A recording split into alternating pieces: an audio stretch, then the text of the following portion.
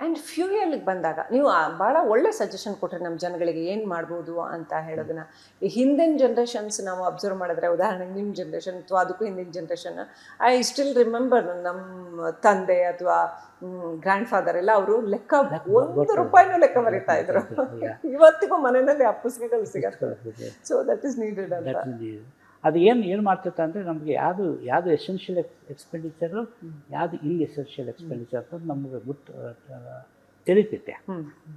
ತಿಳಿದ ಮೇಲೆ then we can only focus on essential expenditure. And ಈ ಸಂಕಷ್ಟದ ಸಮಯದಲ್ಲಿ ಹೆಂಗೆ ಜನ ಸ್ವಲ್ಪ ಇನ್ನು 3-4 ತಿಂಗಳವರೆಗೂ ಇದನ್ನೆಲ್ಲ ಮಾಡ್ಕೊಬೇಕು ಅಂತ ಮಲ್ಟಿಪಲ್ ಇನ್ಕಮ್ಸ್ ಕೂಡ ಮಾಡ್ಕೊಬೋದು ಅವರು, ಆ ಬಗ್ಗೆನೂ ಗಮನ ಹರಿಸಿ. ಮಲ್ಟಿಪಲ್ ಇನ್ಕಮ್ಸ್, ಸೇವಿಂಗ್ಸ್ ಮಾಡೋದು ಒಂದು. ಸೊ ಫಾರ್ ಎಕ್ಸಾಂಪಲ್ ಇದು even buying also, buying rather than buying packed rice or something like that, wholesale ಮಾರ್ಕೆಟ್ನಲ್ಲಿ 5 kg 6 kg ಬಹಳ ಒಳ್ಳೆಯದು. ಆ ಥರ ಮಾಡಿದ್ರೆ ಕೂಡ ತುಂಬ ಸೇವ್ ಮಾಡ್ಬೋದು. ಓಕೆ, ಇನ್ನೊಂದು ಏನಂತಂದರೆ ನಾವು ಅನ್ನೆಸರಾಗಿ ದಿಸ್ ಪ್ಯಾಕೇಜ್ ಡ್ರಿಂಕ್ಸು ಅದು ಇದೆಲ್ಲ ಮಾಡ್ತಾ ಇರ್ತೀವಿ. ಅದ್ರ ಬದಲು ವೆಜಿಟೇಬಲ್ಸ್ ತಗೊಬೋದು, ವೆಜಿಟೇಬಲ್ ಜ್ಯೂಸ್ ಮಾಡಿ ಕುಡಿಸೋದು, ಇಂಥವ್ರ ಮೇಲೆ ಶಿಫ್ಟ್ ಆದಾಗಿನ ತುಂಬ ಹೆಲ್ತಿನೇ ಆಗ್ತೈತೆ. ಅದ್ಮೇಲೆ ಖರ್ಚು ಕೂಡ ಜೇಬಿಗೂ ಆರೋಗ್ಯಕಾರಿ, ದೇಹಕ್ಕೂ ಆರೋಗ್ಯಕಾರಿ. ಓಕೆ.